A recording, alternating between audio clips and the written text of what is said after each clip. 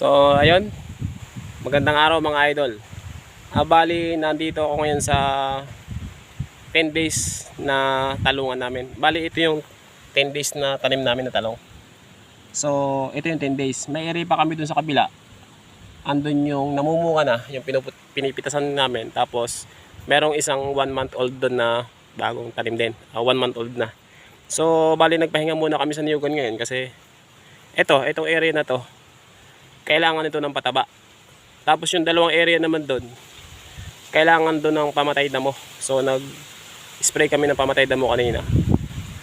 Kasi nung nakarang linggo, sobrang ulan. Tapos siyempre, malakas umano yung damo, bilis na maas. So ito, bagong abono to. Ayan, bagong abono yan. Bagong abono yan. So tayo yung lupa.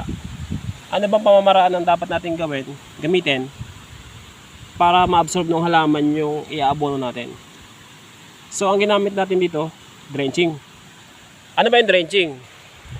Ang drenching mga kaibigan, sa mga hindi nakakaalam, pero sa mga maghahalaman, basic na basic to, alam na alam nila to.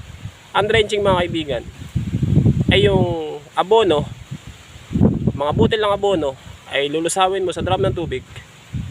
Then ididilig mo siya. Ididilig mo siya dito. Pag nalusaw mo siya, kailangan lusaw na lusaw, ididilig mo siya sa puno. Yun ang drenching.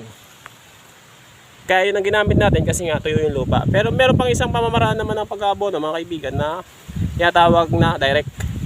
Ang direct naman ay yung butil ng abono ay ilalagay mo sa gilid. Pero may spacing siya.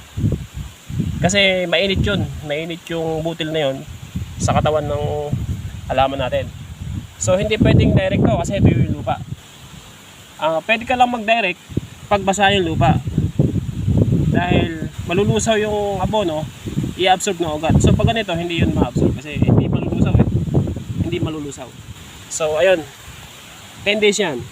10 days mga kaibigan, 10 days yan.